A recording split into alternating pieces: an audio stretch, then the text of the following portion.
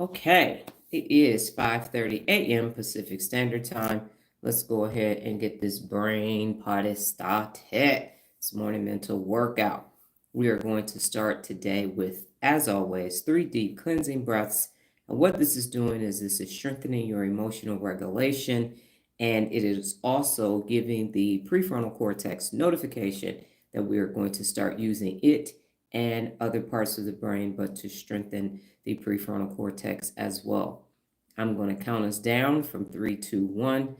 And when you hear 1, you're going to inhale and exhale on your own 3 deep cleansing breaths. 3, 2, 1.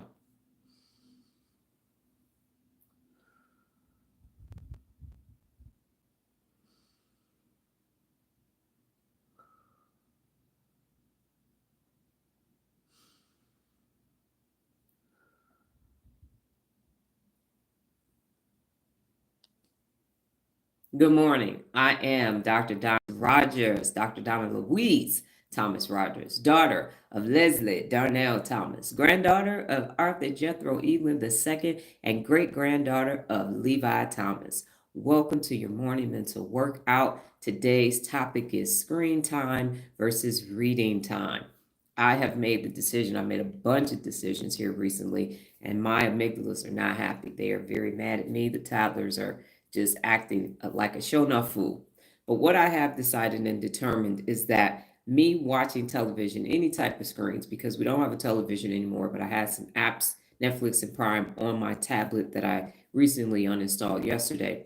But I still had times where I'm getting to the end of my day and I'm like, oh, I gotta watch something, oh, I gotta watch something, oh, I gotta watch something. And even when I work second shift, and I couldn't watch anything. I'm like, man, I can't watch anything at all. Used to, and then ABC finally made it so you could watch Grey's Anatomy on their website. So I used to watch Grey's Anatomy on second shift when it came on, when I had the time. And I asked myself, where is this coming from? Why do I have to be in front of a screen? Why do I have to be in front of a screen? And my mother is addicted to television, but even my aunt, my grandfather, they watch television as well. They might have been watching National Geographic or Star Trek, but they were watching it too. And what I found myself, and if Nola's on here now, she will tell you, I don't even watch TV or movies like anybody else. I'm always trying to figure out who done it. I'm taking human behavior. I'm taking notes. Half the time I was on my phone too, not really paying attention to what was going on. I'm like, oh, I know how this is going to work. This is how this is going to end. This is what they're getting ready to do. And so finally, I said, stop. Just stop. And then the shows that I like are canceled because not enough people watch them. The shows I don't like are there forever. Good morning. And so I'm like, I just don't really like watching television or scrolling endlessly through social media. So I made the decision. I'm done. I'm finished. I'm not going to do this anymore. I really need to focus on self-actualization, and that means spending a lot more quality time with myself and my amazing brain. So yesterday, Chat and I were having a conversation just for my own information purposes, and I ended up having today's topic: screen time versus reading time. I'm always reading is fundamental as one of the 74 principles of world leadership, and I have always said 15 minutes of nonfiction or more per day helps with your brain. It helps communicate effectively. It helps with the strengthening prefrontal cortex. It helps strengthen your personal lexicon, which is your vocabulary, all of that. And now I'm tying it to neuroscience. And ladies and gentlemen, I was correct. So there is going to be balance. You are going to be able to have screen time and reading time. And I'm going to give you a formula at the end for what that actually looks like. So let's get started. Here's a question that I asked Chat. What regions of the brain are used for watching screen time versus the brain regions used for nonfiction reading? And I will get to why it needs to be nonfiction reading instead of fiction reading, because fiction readers are like, oh yeah, fiction reading is good for us and we can do it because, good morning, Lola, it's the same as, no, it's not. No, it's not. So stick around and you'll find out exactly why you need to have a balance between your screen time and your reading time. So here's the breakdown of the key regions activated when you're watching screen time versus reading nonfiction, along with how their engagement differs in depth, integration, and long-term cognitive effects. So here's the thing. Watching screen time, and examples of this are television, YouTube, TikTok, movies, and passive scrolling. That's considered screen time. The brain regions that are involved in this are the primary visual cortex, and that's the occipital lobe. And that's basically back here in orange in my shirt. And it processes incoming visual scenes, colors, shapes, and movements. So everything that you're looking at is being processed. And then what you have is and I'm going to take about 4 days to figure out how to pronounce this correctly because it just showed up for me yesterday. It's the superior colliculus. That's what it is. The superior colliculus, and it's referred to as the SC. And it guides rapid visual attention shifts, quickly noticing scene changes. And it's a multi-layered structure in the midbrain that integrates sensory information to direct the hand and eyes towards the stimuli of interest and behavior, and it's called orienting. So we go, hold up, what is that? Let me see. And now you are looking at that. That is happening in the superior colliculus, okay, the SC. Next, we have the fusium. Give me 1 second. It's the fusiform gyrus, and that is spelled Fusiform.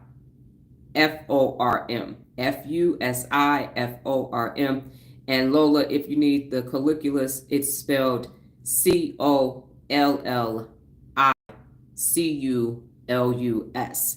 And so the fusiform gyrus recognizes faces and familiar objects in video. So when you recognize someone's faces or some object in a video, you are using your fusiform gyrus, and it's located in the temporal and occipital lobes and the basal surface. And it's the largest part of the human ventral temporal cortex, which is crucial for visual categorization.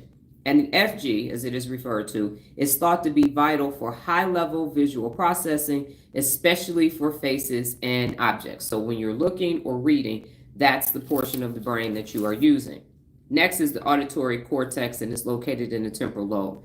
This processes speech, sound effects, and music. That's why if you see B-roll on anything, there's always some music. So you can look at it, and now you can recognize it, and then the music is making you go boom, boom, boom, boom, boom, boom, boom, boom, boom, boom, boom, boom, boom, boom. Everybody knows that that's Beverly Hills Cop. Now you're ready. So now it's training your brain. When you hear that, I need to go watch Beverly Hills Cop. The amygdala, it responds to emotionally charged scenes. So fear, excitement, and humor. And if you hear, I can feel it coming in the air tonight, now you think you're watching Miami Vice. So that's why the music is incorporated in everything that you watch. So with the amygdala, it responds emotionally to emotionally charged scenes. So fear, excitement, and humor. That's why those types of movies and shows are so popular. Dramedies, and oh my goodness, this was a cliffhanger. And at the end of every soap opera, nighttime soap opera back in the day, somebody got shot, something in. You're like, what happened? Oh my gosh, I got to tune in next season so I can see what took place. Trapping your amygdala for that. Next is the nucleus accumbens, and that's the processes reward and anticipation. So especially for fast-paced, novelty-heavy content. So people are like, oh, no, all I watch is action thrillers. All I watch is action movies. Okay, well, the reason why you're watching action movies is because of that. They want you to have your nucleus accumbens like, yeah, this is so what? Oh my God, it was amazing. And then at the end, they jumped through the building and that. It's all by design. The default mode network. It's only partially engaged, but it's brief imagination or emotional reflection. And it's often suppressed by constant sensory input. And then the dorsolateral prefrontal cortex is decision-making and focus. And so it's less activated during passive watching compared to active reading. So the pattern is high sensory stimulation, lower sustained executive control, more bottom-up stimulus-driven attention. So that means that it's all about the amygdala and the nucleus accumbens, and we're going to get you some rewards. And so it is low. It is high sensory, low sustained executive function, which is why I've always had a problem with it, because I'm like, I ain't learned nothing from that. That's why if I used to watch crime shows, I'm like, okay, let me see if I can figure out who the killer is or who did it before I get to the end of the show. That's how I ended up watching anything that's crime related. I'm like, yep, I knew it. I knew it. Motive was the only show because they always kept a little bit of information out. They never let you see that part. That's why you had to stay to the end. But all the rest of the shows, I'd be like, that person did it. That person did it. Every now and then, I literally be like, oh my goodness, I was wrong. And what Nola brought to my attention the other day was even with comedy, because I used to do stand-up comedy, there's only two comics that make me laugh: Lavelle Crawford and Tony Roberts. I mean, I will be cracking up. The rest of the time, I'm assessing setup, punchline, tag, timing, all of that. If they're a physical comic, I'm assessing, and so I'm researching and looking at it from that different perspective. So never really was one to be watching it correctly past, I would say, age of 21. But that's it. So that's what's happening when you're watching a screen of any sorts. What questions do you have? And if it's clear, just let me know about what is taking place when you are watching a screen, whether it is TV, YouTube, TikTok, movies, or passive scrolling. Anytime you are watching something on a screen, those are the brain regions that are involved, and that is what is taking place neurologically for you. Okay, next is nonfiction reading. And so examples of nonfiction reading are history books, science articles, biographies, personal development, professional development, business books, all go into nonfiction. And that means these are things that you can actually verify. So the primary regions activated are this.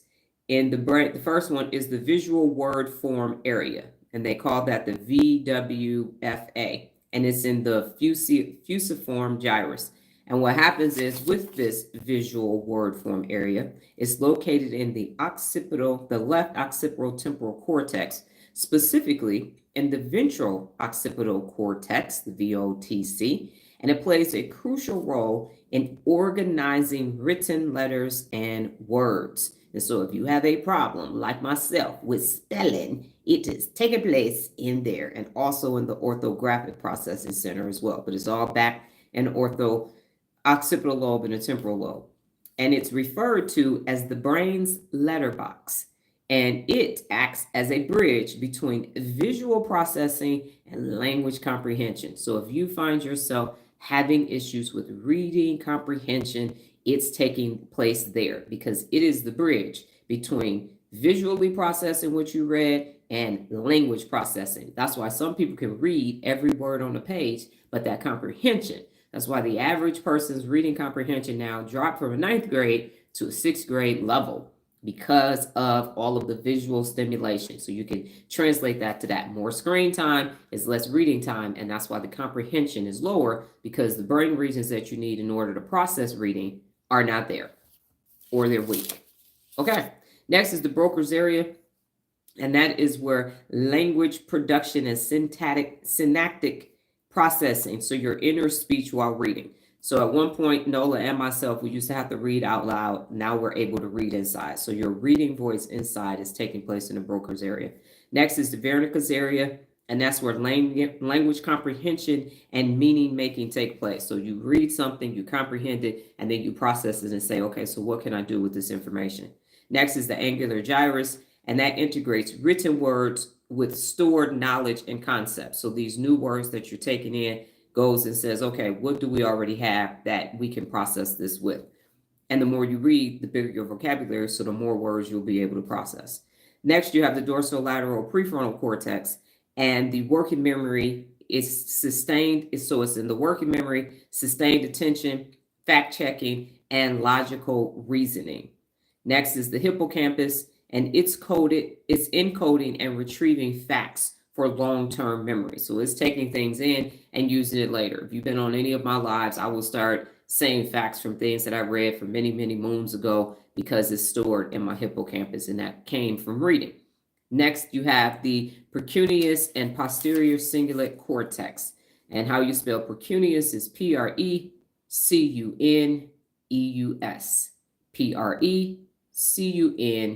Precuneus, and posterior, posterior,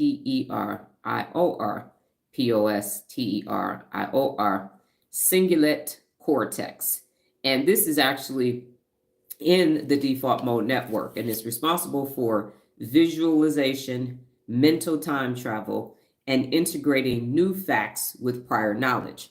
So these are two closely related brain regions, often considered the key hubs within the default mode network of the brain. And they have a wide range of cognitive functions for memory, self-referential processing, and spatial navigation. Next and finally is the anterior cingulate cortex, and it monitors your comprehensions, it detects conflict and understanding, and it helps refocus attention. And so the pattern here from reading is high engagement top down for the executive control, is deep semantic processing, and it's stronger memory encoding and integration with prior knowledge. So what are the key differences? So this can make sense to you, and here are the key differences. The key differences are in attention control. When you are watching screen time, it's more externally driven by visual and auditory cues. When you are reading, it's internally sustained by self-directed focus. So watching is external, reading is internal. Next, for memory encoding, it often is episodic or sensory heavy. So you watch episodes, binge watch on Netflix. You have all these episodes. It used to be 22, 25 episodes. Now it's like 10 or 12. And it's sensory heavy. So it's drama, it's comedy, it's a tearjerker. Oh my God, it just tapped at my purse strings. Or it's anger. And you're like, get him, get that villain. And then with reading, it's semantic and conceptual. And so it's facts and reasoning. So one strengthens the emotional limbic system, and the other one is strengthening the prefrontal cortex and the executive function systems. So next is the executive function. And when you're watching, you have lower sustained use of your executive function. So the more you watch, the lower your executive functions use is going to be, because it's external. The executive function ain't got to do shit. Remember, it's happening here in the back and the rear. The temporal and occipital lobe is watching and taking it in. And the limbic system is like, yeah, I like this. This is making me feel good. All right, cool. I love watching stuff. And then when you're reading, it has high sustained use. So it's planning, evaluating, and analyzing. And so for me, when I'm watching the screen, I'm actually using my executive function, because I'm saying I can't get this time back. So this thing that I'm watching better be worth my time, because I need to take something away. That's why even when I used to watch the children's shows with Nola, I'm still taking something away from this, because I can't get this time back. Next is imagination and integration. So when you are watching screens, it's often minimal because the content provides the imagery. So you don't have to imagine it, or you don't have to integrate it into anything, because you can see it. And then for nonfiction reading, it's strong because the reader constructs the mental model. So if someone says, I'm in the widget business, you get to decide what the widget looks like, because you're reading it. You get to decide, well, they had on a blue shirt. Well, you can decide it was a blue collar shirt. It was sitting behind an executive desk. You get to decide what that executive desk looks like, unless there are pictures in the book. Next is sensory load. So when you are watching a screen, there is high multimodal sight, sound, and movement. They are in control of the sensory. And when you are doing nonfiction reading, it's moderate because it's primarily visual with mental imagery. So in essence, the five functions of the key differences in engagement are the attention control, the memory encoding, the executive function, imagination and integration, and the sensory load. So what is the neuroscience summary? Here's the neuroscience summary. Watching is more bottom up, and sensory input drives attention with less demand on higher order reasoning unless actively analyzing content, which is what I was doing. So if you are not going to do the analyzing while you're watching the screens, the sensory input is going to be your attention, and you're not going to have a higher level of reasoning while watching it. You're watching it because it's entertaining. Nonfiction reading is more top down. So the brain must decode, comprehend, and connect ideas without external pacing, demanding stronger engagement from the prefrontal cortex, the language centers, and the memory systems. So what questions do you have about the first section, which is basically the different regions of the brain? And I can turn it. Okay, so if you look at the top graphic, you'll see watching screen time versus reading nonfiction. Those are the brain regions that are engaged and involved while you are watching any type of screen, whether that's your phone, videos, YouTube, television, anything that's on a screen, a tablet. That's the regions that are inactive. Okay. Lola says it is clear. All right, so we're moving on to the next section. And this is what brain regions are impacted when avoiding screen time or avoiding reading nonfiction. So here's how avoiding watching screen time versus avoiding nonfiction reading affects the brain, both in terms of understimulation and long-term changes in engagement patterns. So when you avoid watching screen times, if you limit or avoid passive screen-based watching, the following regions are less stimulated. The primary visual cortex, so that's basically the occipital lobe. So there's less exposure to fast changing, high contrast imagery, which can slightly reduce sensitivity to rapid visual transitions, but may increase stability for sustained attention. So there's flicker, flicker, flicker, flicker, flicker. The children in elementary schools are having such a hard time because they're tablet babies. And so they're used to that change. So by reducing that screen time, that isn't there as much. And now you have, again, the superior colliculus, and that's less frequent rapid eye movement tracking from constant scene changes. So you're not doing this rapid eye movement as you keep going 15 seconds. So the attention span used to be well over 30 seconds to 2 minutes, and now it's 8 to 15 seconds because of short format videos. Next is the amygdala. So the amygdala is less emotional reactivity to fast-paced, high-drama visual content. So if you are a person that loves watching drama, I love these housewife shows, I love me some football and all of this, the amygdala is telling you that this is great, this is wonderful. And then comes the nucleus accumbens, and it's saying, ooh, that's good. Let me give you some dopamine for watching this. Give you some dopamine for watching this. But when you reduce that, it reduces the quick dopamine spikes from novelty-heavy videos. And it can lead to improved baseline reward sensitivity and less dependent on instant gratification. That's why TikTok is so popular, because it is the most, here you go, quick. I love it, entertaining. I love TikTok. So when it goes away in September of this year, people are going to have to go to TikTok 12 steps, because it's going to be like, oh my God, I need my TikTok. I'm never going to be on social media again. It's never the same. But it's because you are actually addicted to it. I said it. Auditory cortex is next. Less stimulating from high intensity layered soundscapes. So that intensity is not going to be there.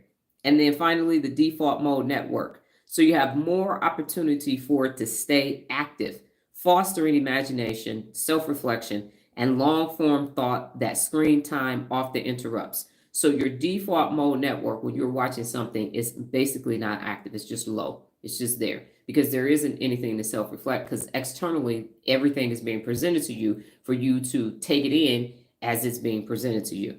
So the summary is this: avoiding screen watching reduces overactivation of the reward sensory circuits, giving the prefrontal regions more space to engage in internally direct thinking. Okay, so when I get to the end, I'm not saying don't watch screen time. I'm saying when you got more screen time than reading time, it decreases your mind. It makes you stupider. That's what I'm saying. And now you can't think of anything. And now you want to know why somebody else ain't doing something, why you ain't doing it. You got a brain too. So here's what happens when you avoid nonfiction reading. If you rarely or never read fact-based, information-rich text, the following areas are underused. Your visual word form area. And remember, that's the letterbox. So what's going to happen is you're going to have weaker efficiency in decoding complex written material. And I'm going to use myself as the example. When my colleague in 2009 told me one of the greatest books to ever read is The Art of War, I went to Barnes & Noble and I got a copy of The Art of War, and I opened it up and I couldn't read shit in The Art of War. In fact, it took me from 2009 until 2014/15 before I could read The Art of War. Now that is 5 to 6 years later. So because I did not have the reading ability to read The Art of War, it was 5 to 6 years later before I read that book. And that is because my visual word form area did not have enough words in it to process that very complicated text. When I started my book review in 2004, and you can see the video on this YouTube channel, How to Be a Billionaire, took me forever to read. It took me 3 weeks, and so I had to read 2 other books while I was reading. I was already reading 2 books a week, but I was reading 3 books for 3 weeks because of how difficult How to Be a Billionaire was for me to read. Teeny tiny font. It was thick as hell. I finished it, and I'm telling you, I was 3 weeks, and then after that, I could read it in a week. But it was very difficult for me to read, and now I can read Art of War like nobody's business. So that's what happens when you don't read nonfiction. The brokers area, less exercise in structuring and producing complex language in your inner speech. And so, and I wish I had footage of me in the 90s speaking, because I know my vocabulary and my ability to communicate effectively has improved immensely, but that is because of reading. And I've said this often, when I'm looking at people of positions of power and authority, and they're not reading a speech that was written for them by a speechwriter, and they're just having conversation, because they don't read every day, I can tell basically by their word choice how long it takes them to think of an answer, even though the answers were given to them, the questions were given to them ahead of time, because they don't have that recall and that working memory. It's not working, and the vocabulary isn't there because they became who they were, and then they decided they didn't need to read anymore. So then the next one is the Wernicke's area, reduced engagement in deep semantic processing and comprehension. And so if I was not reading already in my 11th year of book challenge, when it came time for me to take this neuroscience class, I wouldn't have finished. I'm in the process of finishing, but I wouldn't have finished the first module. There's no way. I would have not been able to understand what the professor was saying. It would not have happened. And then the angular gyrus is less practice integrating new concepts with existing knowledge. And that's what I'm saying. So I'm a leadership expert. My doctorate is in leadership. And this neuroscience application that I am now applying, I'm 10 months in, I wouldn't be able to make these connections if I did not read nonfiction every day. It would not work, because I would be like, I'm in leadership. I don't know nothing about the brain. Ain't nobody got time for that. I'm telling you, this is how you be a leader. Somebody else need to teach you about the brain. And that's why everybody is niched out. So when you see somebody that only does this and they don't have enough information about other things, it is because they are not reading, and they are not reading other things. They're staying in their field of expertise, and that's why they're stuck in a rut. Next is the dorsolateral prefrontal cortex, and this lowers sustained attention, your reasoning, and your analytical skills from reduced facts-based reading. So people that want to keep reading fiction, been in people's houses, they ain't got nothing but fiction books, and they want to keep telling us about how wonderful fiction is. Fiction ain't nothing but TV and a book. That's all it is. It's nothing but, I don't care if the symbolism and the symbol, I'm like, you don't see that. You don't see somebody coming down with a cape, coming off of a starship and all that. They took the imagery and that. And so I'm saying you can read nonfiction, fiction, but your ass better read fiction, because we live in the real world. Next is the hippocampus. So fewer opportunities encode factual knowledge into your long-term memory. So you can keep watching TV, you keep reading nonfiction, but you are not going to be able to recall factually based information. And you know what you need factually based information for? To be objective and to set and maintain high standards and to hold other people accountable. And you also need that factually based information, so when the amygdala starts trying to pop off, you can speak facts to your emotional deregulated state. So that's why you need to take in factually based information. So when someone comes and tries to tell you, no, absolutely not. Here are the facts. So when people start trying to tell me what's happening in the economy and the world is going to hell in a handbasket and I said, well, did you read the recent Page book? What's happening in your Federal Reserve District? What's taking place for you? And I would use this example. So while the Las Vegas Strip is experiencing a slow time because they need to reevaluate what it is that they offer, because the millennials are now the group traveling more, they need to change their offering. There are people moving here to Las Vegas every single day. Every single day, somebody is moving to Las Vegas. So yes, the Strip may not be as crowded, but these streets in these neighborhoods are crowded as hell. So if you listen to somebody on Wall Street, they'll say, oh, the gaming industry, plus there's online gaming. So while there may not be people betting in the physical casinos, we just left Aria, and that MGM bet with Jamie Foxx, they got people walking through signing up all day long. So I guarantee you, MGM betting online is still making money. So while the hotels are not making money, the online betting is still making money. But let other people tell you, oh my goodness, it's terrible, it's terrible. It's not, it's just changing. So that's why you have to have the facts. Trust but verify. Ronald Reagan. Next is the anterior cingulate cortex. And so there's less monitoring and correction of comprehension errors. So when people have attempted to come on this live and tell me who I am, and I quickly tell them that I am not that person, or I just delete them out of there, and they say things that are supposed to impact me and make me feel bad, make me feel sad because some biased person gave them the ability to think that that's supposed to change anything that I'm doing, I have the facts. That's why I did my own ancestry DNA. So when people start trying to tell me you are a color, I say my t-shirt is black. I'm not a color. I'm actually not. My complexion of my skin is actually how most people's complexion is across the world when you take the whole global population in there. So this whole notion that I'm this thing, that I'm not this thing, I have facts to back that up. So that's the other reason why you keep reading all kinds of information, not just books, but nonfiction information.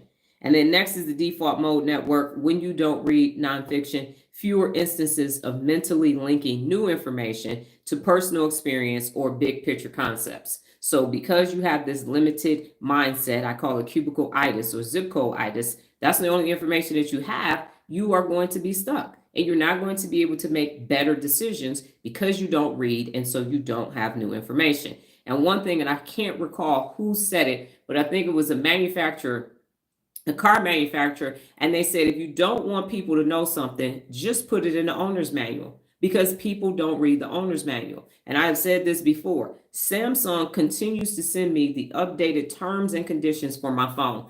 I have not read it, and I have not read it, and I have not read it, so I am not signing it. And I will not be signing off on it until I read the complete thing. I don't even download apps. And I've said this before too. In the App Store, before I download an app, I go to that section to say, can I delete my data?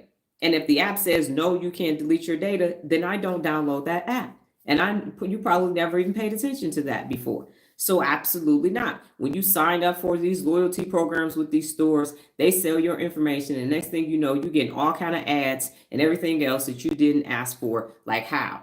I'm in the process of getting my disability from the VA finally after 20 something years. And now all of a sudden in Gmail, I keep getting these veterans ads. I literally got an ad the other day because they're had an event in Las Vegas for if you want to be buried in one of the veteran cemeteries, in one of those, honored cemeteries, you can come to an event. Like, how the hell, why would y'all? I'm like, oh, okay, got it. So yeah, even the VA, all you're trying to do is get what you deserve, and they selling your shit too. So that's why you got to read the fine print. Summary is avoiding nonfiction reading limits. Avoiding nonfiction reading limits higher order cognitive exercises. And so factual knowledge and acquisition is changing, and integration of new ideas into long-term memory. So what happens is if you don't read nonfiction, your brain is deteriorating. As I mentioned before, the working memory starts to deteriorate by age 35, and by 65, you're in an old folks home and they're trying to tell you to do some Sudoku. And somehow that's going to bring back all these neural pathways that were never created. So nonfiction reading is important. Here are the key differences in avoidance effect. Sensory overload risk.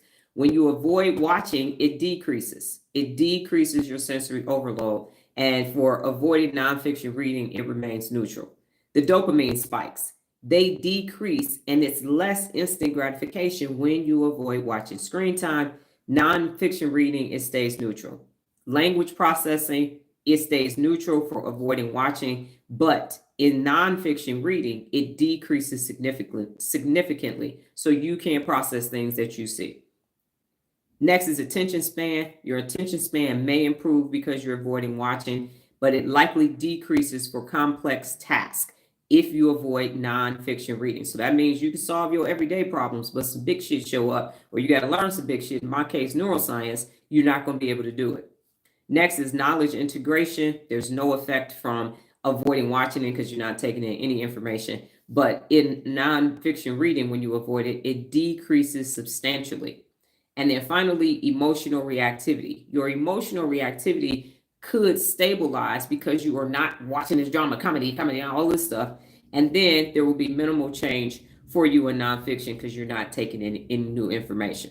So let me go back to my, hopefully, yes. So if you look on the left with the two gray drawings, you'll see the impact of avoiding screen time, the light blue, And then on nonfiction reading, there are more regions of the brain that are impacted when you decide that you are going to not read nonfiction. Okay, let me know if that section was clear, and I will move on to the brain benefits when it's balanced.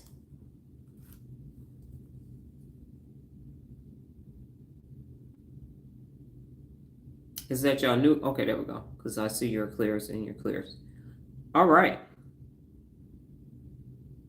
My gum was bothering me for some reason, like I had popcorn.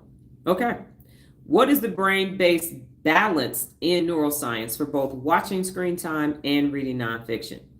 A brain balance between watching screen time and reading nonfiction means intentionally engaging both the sensory-driven, emotionally responsive circuits and the executive, language, and memory systems, so neither becomes over or understimulated, because that's the balance. You don't want to do one versus the other, and now you don't have balance, over or under stimulation. So number one, watching screen time. The brain benefits when balanced. The key brain regions engaged are the primary visual cortex, and this processes the visual detail, the motion and the color of what you're watching. The auditory cortex, this interprets tone, speech, and sound effects. The amygdala, it responds to emotional cues and facial expressions. The nucleus accumbens activates reward and motivation systems. The fusiform gyrus recognizes faces and complex visual patterns. And the superior colliculus is rapid attention to shift movements. So the balance role in your brain health is this. It trains quick pattern recognition and emotional reading from body language. And so we have had brain activities where we'll say, go watch somebody do this so you can understand nonverbal communication. So that's part of that. It stimulates multisensory integration. So seeing and hearing simultaneously. So right now you can see me and you can hear me. And it provides storytelling and cultural knowledge through visual narratives. So if you ever watch a documentary and they do it and they do reenactments, now you can see that time and place. I just got finished watching Alexander, the Making of a God. And so because there were people narrating and then showing it, it put the whole story together for me. And it moderates doses. So it supports creativity by exposing you to new imagery and new perspectives. Next, in reading nonfiction, here are the benefits when it's balanced. Here are the key brain regions. So the visual word form area, the letterbox, it decodes letter shapes into words. And if you are reading, and this is what I've been doing since I was in college, if I don't know the definition of a word, I look it up, I underline it in a book, and then I write the definition of the word in the margins. And sometimes I've even made them word of the days or without looking it up. Next is the Broca's area. It supports structured thought and articulation in your inner speech. That's the stuff that you're saying to yourself. The Wernicke's area is deep language comprehension, as I mentioned. Couldn't read Art of War, couldn't read How to Be a Billionaire. There's a couple other books in there too that I had a tough time reading. And then the dorsolateral prefrontal cortex is for analytical thinking and problem solving, and you need that in your working memory and your day-to-day activities. The hippocampus is long-term factual memory storage. So you're able to read that information and hold it until it's time for you to use it.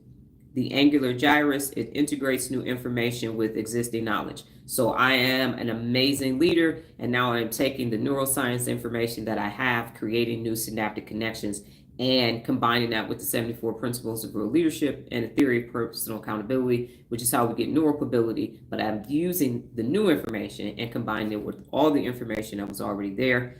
And then the anterior cingulate cortex, comprehension, monitoring, and attention control. Your attention has to be longer. And telling somebody to read for 15 minutes in today's time is the equivalent, like they say, today's dollar. Today's time of telling somebody to read for 15 minutes is like back in the day telling people to read for an hour. Because if you have an attention span of 15 seconds and now you have to read for 15 minutes, that feels like forever. And if you read slow enough, you might only going to get about 3 to 5 pages read. If you got a short enough book, you could get 10 to 15 pages read. So balanced role in brain health. It's going to strengthen your sustained attention and working memory. So you need your working memory to be working as long as you want your brain to work. It improves reasoning, factual recall, and analytical skills. It expands your vocabulary and your conceptual thinking. How many times have you been on live? And if you've ever participated in the 30-day PA challenge, yeah, the other day Nola had sugar because she's far up, and she was like, how did you turn sugar into that? And she's always saying, you use the third, fourth, fifth meaning of a word. You're definitely not using the meaning of the word that everybody thinks of. And that's because that's that conceptual thinking that's taking place. And then it encourages mental visualization and deeper meaning integration. Next is the brain balance in practice. And so the neuroscience suggests you want both systems engaged, but in a way that prevents one from dominating the other. Hence, that's why it took me so many years, because I was like, but I need this, but I didn't know how I needed it. And so I'm taking a break right now, and I'm only consuming things on the screen in Nola's other room where there's an actual screen to pull down, because every other way reminds me of why I was watching it from a generational curse perspective. So in her room with a screen, with a projector, I have no memory recall of it. So I'm able to watch it now instead of, oh, I got to watch this show because this is what we used to watch when I was a kid, or this show was like that. And so those memories associated with it cause me to watch it in the way that they watch it instead of the way that I need to watch it. So here's the aspect. When you're balancing it, your sensory engagement, it can be high with screen time, moderate with nonfiction reading. And so the balanced outcome is you end up with rich multisensory input plus mental imagery. So there are times when I can watch something on, every time I watch something, I never get the takeaway that everybody else gets. And Nola will be like, that's what you took away from that? Like, how did you get that from that? And it's because of my other information that I have. So I'm bringing this information in because I am in the business of working with people. I'm studying human behavior. I'm looking at body language. I'm looking at tones and listening, because the next time we might meet somebody from Mississippi, and I just watched an episode or something with somebody from Mississippi. So I have that information, but I'm not attached to the character that is playing the person from Mississippi. Next is the attention type. So when you are watching a screen, it's bottom up. So it's stimulus driven externally because it's coming into you. When you're reading nonfiction, it's top down because you chose the particular material that you're going to read. And so what this causes is that you have flexible focus control. And that's what you want. And that's what I have. And I'm going to continue to have it, just not in the way that I was consuming things on the screen before. Memory type. So when you're watching screen time, it's episodic and it's emotional. And when you're reading, it's semantics and it's factual. And so what happens is you have stronger integration of stories and facts. So I combine what I saw with what I read with what I know, and now that's my output. Next is processing style. So if you're watching a screen, it's fast and reactive. But when you're reading, it's slow and reflective. So now you're going to have balance between the two. And that means that you are adaptable, speed, and thinking when you do both. Because if all you do is read, you're going to be like, wait a minute, let me think about that for a second. And if all you do is boom, you're making haphazard knee-jerk decisions based upon the right amygdala. So that's not best either. So now by doing both, you have the ability to make the right decision in speed in real time based upon what's taking place. And then finally, emotional versus logical. When you're watching screens, it's emotional resonance. When you're reading, it's logical reasoning. And you put them together, and what you end up with is emotional intelligence plus critical thinking. So I have the ability to be empathetic to people in their situations, but I also have the critical knowledge to say this is the best decision in those situations. And I mentioned that yesterday when we're doing organizations. So I can tell when people are very emotional about something or don't want to let something go, then my critical thinking takes place. I'm empathetic, but logically, you can't have 15 hot pink bras. Okay. You maybe can have 2, but you don't need 15, especially since you're not going to be out in the streets showing your hot pink bra. That actually happened. That's what came to my mind. So then the last one is neuroscience balance ratio. So here are the ratios. So for all of you who stayed until the end, here is the ratio, because I'm not saying don't do either. I am saying here is the balance of doing both. So while exact ratios depend on your goals and your lifestyle, cognitive research supports this. 30 to 40% visual media, And here's the catch, okay? Documentaries, educational videos, and some entertainment, okay? Keeps visual and emotional circuits active. So I'm going to say that again. The ratio is this: 30 to 40% visual media, documentaries, educational videos, and some entertainment. And notice it's the third one in that list. So as you read ingredients on the back of food, the main ingredient is the first one. And as you get to the lesser ingredients, that means that's less what's in there. So the less screen time that you should have is the entertainment. The most is documentaries and educational videos, and then some entertainment. So you can keep your visual and your emotional circuits alive. 60 to 70% deep reading. 60 to 70% deep reading. That's nonfiction, critical articles, and long form essays or white papers. Nonfiction, critical articles, long form essays. You could do some blogs, long as it's actually nonfiction. And what this does is it builds your reasoning, your language, and your long-term memory. It's going to build your reasoning, your language, and your long-term memory 60 to 70% of the time. So one needs to be done more than the other. And the whole purpose with people with these screens, with this entertainment, I guarantee you are at 90 to 95% entertainment and 5% reading and probably 2% nonfiction. And that's why you can't think straight. And that's why your emotions are not regulated. And that's why you're stuck in a rut and you can't get your butt up and you got your comfort cocoon in your comfort zone trying to say something is wrong with everybody else when you got about 7 neurons that has synaptic connections. That was a flame. Okay. Now, the ratio ensures that emotional processing from visual media does not override the prefrontal cortex. That's the whole purpose, is that the prefrontal cortex needs to remain large and in charge. And analytical reasoning from reading does not neglect your emotional literacy. So that's why you're going to read it, but you're watching these other things so that basically it keeps you human and to the point where you can still have empathy and understanding and you can interact in social settings. So what questions do you have? Oh, wait, about that part, about the balance. And then I'm going to go into my perspective on reading. And if it's clear, just say clear, and I will get to my section in the brain bit, and we will get on out of here.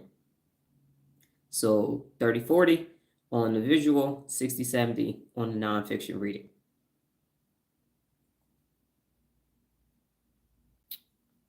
Okay, so what is Dr. Donna Thomas-Rodgers' perspective for reading? And I love chat not knowing it is me and just tells me what I think or my perspective. It's all in moderation. Yes, ma'am. Good morning, Jessica. Yes, it is. And that's what Aristotle said, all things in moderation and nothing in excess. And because I read every day, I can have total recall of that quote in this moment, even with perimenopause. All right, so Dr. Donna Thomas' perspective on reading, especially nonfiction, with her Principles of Real Leadership framework, is grounded in neuroscience, leadership development, and accountability. So from her standpoint, reading is not just an intellectual hobby, and that is what fiction readers are. It is an intellectual hobby for them. It is a neurocognitive training tool, that strengthens the mental circuits a real leader must have. So you reading nonfiction, which is why it's one of the 74 principles of real leadership, reading is fundamental, is that it literally is strengthening your mental circuits. You need that as a real leader. It's the non-cognitive training tool. Okay, so here's Dr. Donna Thomas-Rodgers' leadership-based perspective on reading. Reading as a leadership discipline. Reading nonfiction builds a leader's fact-based decision-making ability. When you read nonfiction and it's time for you to make decisions, be objective is one of the 74 principles of real leadership. That's how you're able to be objective, because you are not sitting here in the temporal lobe with a hijacked amygdala. You're over here with your logic and reasoning, and now you can make better fact-based decisions. It also expands a leader's knowledge reservoir, allowing them to draw from diverse sources when solving problems. And so when we are having different situations at NOLA's appointments and just in general in life, I am drawing from all at different aspects of my life. How we clean up is based upon me being in the military. How we set up a workspace is based upon me with my Lean Six Sigma training in good manufacturing practices and all of those things. And so I bring all of that with me because when I was at Frito-Lay, I actually read how the company got started, the manuals, the field manuals, the ARs and everything else, Army regulations, all of that. So every time I'm somewhere, I'm opening it up, I'm reading it so that I can have the information. I'm teaching you how to use your brain, study the brain, master the brain, and teach others to do the same. So I have to start taking neuroscience classes so that I can have the correct information to give it to you. And it models continuous learning, showing followers that growth never stops. And so, by the way, I took my test again yesterday for the third time. I got a 92.30%. What? Highest score yet? Yes. Third time is a charm. Passed my doggone test, and I'm on to module 6. Woo! Feel good. I yelled when I finished. I was like, yes, I did that. Okay, so it is continuous learning because I could have stopped. I've been Dr. Donna since 2008. No reason for me to be studying neuroscience, but there is because people need to learn how to use their brains so they can become their best. So that's why reading is important. Reading as a brain workout, neuroscience grounding. It stimulates the dorsolateral prefrontal cortex for strategic thinking. Okay?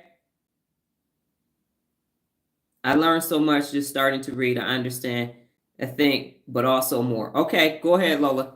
Got it. All right. It strengthens the hippocampus for knowledge of retention and retrieval.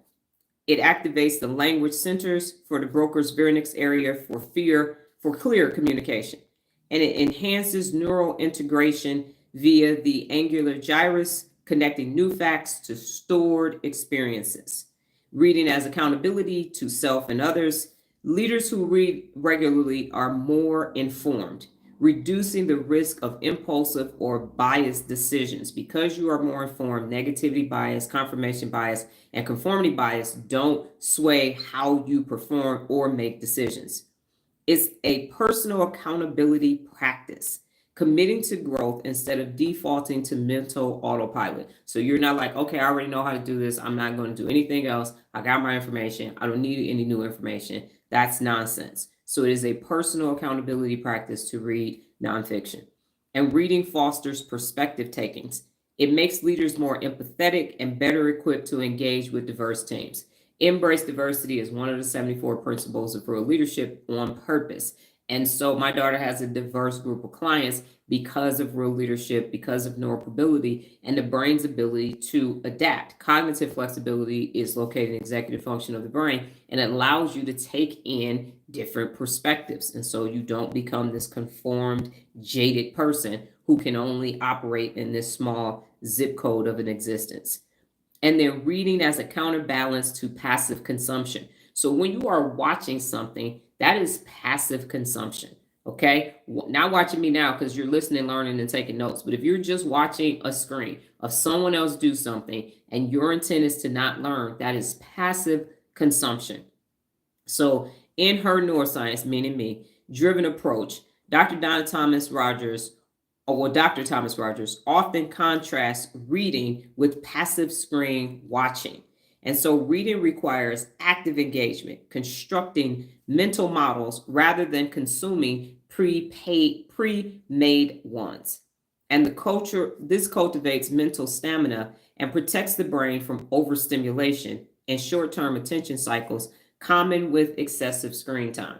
When you participate in these lives, you are here for 60 to 75 minutes on purpose. That is not, because I used to do 30 minutes. I was like, that's not enough time because you need to train your brain to be able to learn and sit and listen. I make it engaging because hell, let's face it, the brain by itself is boring. But the point is for you to have all of these different synaptic connections so that when you leave, you have this natural release of dopamine and you feel rewarded by your nucleus accumbens because you learned something that you can actually use starting today, starting right now.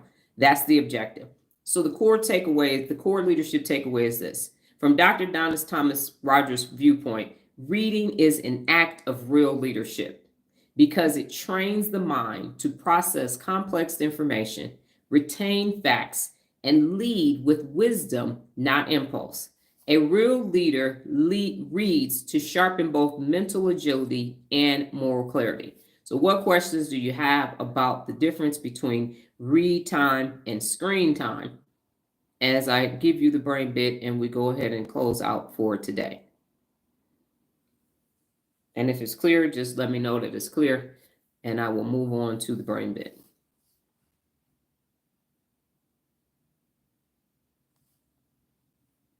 Nola said no questions. Okay. All right, and here is the brain bit for nonfiction reading. Short, sharp, and neuroscience backed. Okay. What's happening? How you doing, Lorenzo? Here we go. The brain bit. Nonfiction reading. Reading nonfiction activates your prefrontal cortex for critical thinking, your hippocampus for memory and coding, and your parietal cortex for integrating facts into real understanding. It strengthens your neural pathways for comprehension, reasoning, and long-term learning. Make your brain sharper for tools, make your brain a sharper tool for decision making and problem solving. And the brain benefit is the more you read nonfiction, the more you build mental models. And it frameworks your brain to use analysis. It allows you to predict and adapt into any situation. All right, got it. So, in summary, here's the thing. The balance is this. I am not telling you to stop watching screens. That's not what I'm saying. I am taking a screen break because I am doing some other things neurologically. As I've mentioned before, I need to become self-actualized completely all day long.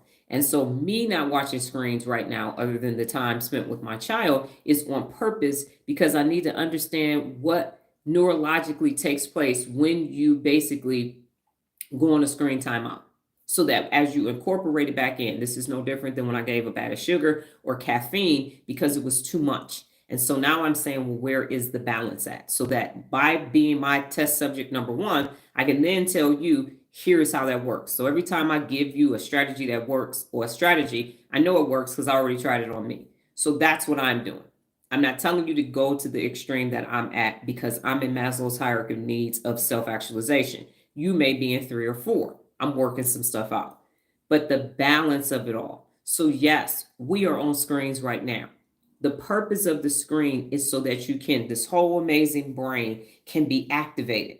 But when you just use the screens for entertainment, you sit right here in the temporal lobe and you miss out on the processing in the occipital lobe and the parietal lobe and the prefrontal cortex, the frontal lobe. So only this part of the brain is being used with a little bit of sensory back here, but this one is running things when all you keep seeking is entertainment, entertainment, entertainment, entertainment, entertainment, entertainment, and it's making you stupid. It's making you dumb. How do I know? Because the average reading comprehension for adults is 6th grade, not for 6th graders, for adults with bachelor's degrees. People graduating from college and they ain't read a book. People graduating from high school and they ain't read a book. So it's nonfiction. So this whole, all the people saying, well, it's fiction. I'm reading fiction. I'm reading fiction. That's not reality. Because when you're reading fiction, yes, you can, Nola. You are doing this instead of doing this, using this. Okay. So the ratio is 30 to 40% for screen time, documentaries, and things that are of education value with a little bit of entertainment. And then nonfiction is 60 to 70%. So the questions for today are, what did you learn today? And what did you learn about yourself? What did you learn today? And what did you learn about yourself? So the screen time ratio is 30 to 40%. And the reading nonfiction ratio is 60 to 70%. And the order for the screen time, documentaries, education, some entertainment. What did you learn today? And what did you learn about yourself?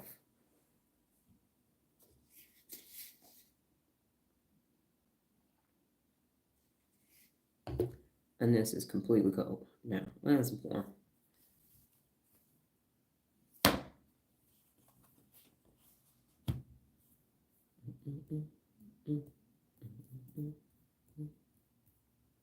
I definitely have work to do on changing my screen time engagement. You and the rest of the adult population. Jessica, I learned that I have more balanced screen time than I thought, and I am going to implement more reading. I read a lot, but it needs to be more. Yes. And it doesn't have to be books. Again, it could be articles, it could be journals, it could be white pages. It's just learning information and not fake news and all of that. Anything that hijacks your amygdala is not nonfiction. It should be neutral. When you read the information, it's factually based and it's helping you with your critical thinking. Nola, I learned that people making screen time and people are trying to make screen items trigger addictive parts of your brain. Reading nonfiction helps with memory, vocab, and your brain moves faster. And Lorenzo says it's crazy how your brain switches so drastically watching something educated versus something for entertainment. It is educational. Yes, it is. It definitely is. And if you don't know it, that's why the phones now have limited times, the social media apps. Well, because technically they're mandated to do that. But yeah. And so you just keep, and what happens is, again, and my fifth grade teacher, Miss Price, used to call it the idiot box. And I thought, how dare she say that? But she's correct, because of what was on television. And what was on television back in the 80s was still more educational and learning than what's on the screens now. And I'm not saying that there aren't educators on these platforms. There are. You have to be strategic. So if you're 30 to 40% screen time, at that point, you're 5 to 10% entertainment, because you need to be exercising your whole brain. So your brain, just like your body, if you eat nothing but sugar, sugar, sugar, sugar, and carbs and carbs and carbs, and drink alcohol and everything, you're destroying your body. So by consuming nothing but entertainment screen time, you're going to be stupid, because none of this is going to be working. You're not going to have the vocabulary, you're not going to have the critical thinking skills, problem solving, rational thought, any of that. And then that's why you find yourself in precarious situations. And then Nola said, I learned about myself that I need to limit screen time to 30 to 40%, and nonfiction is 60 to 70% of the time. And in that 30, and I just want to keep reiterating, in that 30 to 40% of screen time, it is documentaries, education, and then some entertainment. That is the amount of screen time. 30 to 40% documentaries, education, and some entertainment. Let me make that a highlight.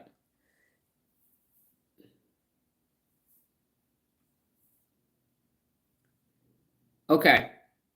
And then Jessica said, this was such a good live, especially with my kids. It's crazy how some kids don't have imagination anymore. Yes, ma'am, it is. And so definitely with children. And so even, and that's one thing that Nola and I recognize, is that our screen time is different in our household than when I grew up. But I still have the grew up screen time inside of me as an ex. But when we just do our own screen time, what we see, why we see it, why we picked it, and everything is totally different. So I'm the one that the generational curse ended with, and it's different for us. But yes, having no imagination and all of that is, unfortunately. So even though the children now have tablets, and we see it in homes all the time, these babies with these tablets and these toddlers, but it's not the same thing, because there isn't this, now they become addicted to it. Podcasts help with your listening, but again, it's what is it? So is the podcast talking about conspiracy theories and the world is going to a hand? So you want the nonfiction part of all of this is facts. And that's why you watch documentaries, because it's facts. And don't watch documentaries on BMF. That's Black Mafia Family. They're from Detroit. But watch documentaries on history and things that are going to help you in your life. So when I go back to my screen time, I will be watching the documentary on Cleopatra, because I was watching it and I said no more. So if it's still on Netflix, when I go back, I will complete it. But it's things that you're interested in, because your objective is for you to be your best. So you consume the things that contribute to you becoming your best. So unless you can't plan on being a drug kingpin, there's no reason to watch Mafia, Power, and all of those other things that are on there. I was fascinated with the Mafia for a long time. I was saying, okay, this is their business model and everything else. And then I just stopped watching it because they had run its course. So it's why you are watching it. So why are you listening to the podcast? And if you find yourself being stimulated immediately, immediate gratification, you know that your amygdala chose it. But if you leave the podcast with actual information for you, so I am now studying neuroscience. So I tried to listen to the neuroscience podcast and then I stopped. I'm like, no, this ain't gonna help me. I'm about to go take a class because this is not gonna help me. So if the information is value-added information that you can use, then listen to it. But if they're just talk because they got to get ratings, they got to have sponsors, and so they need to make money on these podcasts. So sometimes it's just about the moment. And so, did you see this? And so they're talking to the guy was like that, and I said, but yeah, but so if that's the podcast, no. But if the podcast is telling you, and the other last thing is I'll say the negative spin. So because the brain is hardwired for negativity bias, the podcasts are negative. So they're like, don't stop, but it's not bringing out the best in you. So it's saying, well, here's the way to get rid of your ADHD. And here's the way to get, but it's not saying take your ADHD and turn that into your superpower. It's not a lot of podcasts out about that. That's not happening. It's like, oh, you perimenopause, the We Do Not Care Club that's on TikTok right now. Everybody joined it. And I'm like, I would have preferred Zero Fucks to Give as a club, but not We Do Not Care. So now they're just walking around eating all kind of bad shit. Don't care. I'm not doing this. I'm not doing that. I'm not doing this. And it's a huge thing because it allows you to not be at your best. So that's not something that I would participate in. So if it's going to lead you to your best, then you will be able to tell how you feel, because you will think about when you leave this live, you feel empowered, you feel smart, brilliant. And so when you leave a podcast, you turn it off. If you feel like, damn, shit going left, look, the world is messed up, don't listen to it. And then Lorenzo said it shouldn't excite you, but rather enlighten you. You need to pull something from it. Yes, it should empower others is one of the 74 principles of real leadership. So you shouldn't feel excited. You should feel empowered to go and do grand things with any of the consumption. And again, you can have that 10% of the time. You just want to laugh. You just want to hoo-hoo, kiki. Set a time limit. I'm going to watch this one comedy show. I'm going to watch this one comedy movie. And we even break our movies up. Even we watched Happy Gilmore too. I think it took us 3 days to watch it. So we definitely don't even sit down and watch a whole complete movie. We'll watch an episode of something that's like 23 minutes, 30 minutes. But even that is limited. So it's just limited. Everything is in moderation. All right, Jessica, let me know if I've answered your question. We're going to go ahead and get out of here. We have we got to leave at 7:30 our time to get to an 8 o'clock appointment. So I will be back tomorrow. Same time, same place, safe space, different brain, t-shirt, God willing, higher power, and the universe. So use that number. I'm going to make that a brain bit. It will be on the Real Leader brain bit page so that you completely understand what that ratio is. And I'm so grateful. My pleasure. I'm so grateful that, and if I had never decided to stop watching screen time, then none of us will have the actual ratio because they already did that. The research is out there and I haven't heard it before today. So it works out. It allows me to have balance because that's what being a real leader is about. And it helps me to become my best. And now when I'm having conversations going forward, I have some facts so that you can't argue with facts. You can, but that's because you'd be having a hijacked amygdala at that point. So I will be back tomorrow. I got 2 topics that we might be back on a real leader principle, but this other one might resonate more with me. I will be back tomorrow with some more brain information for you so that you can grow up and go up and be a bad mofo too. You all have a great rest of your day and a brain-tastic day. Take care.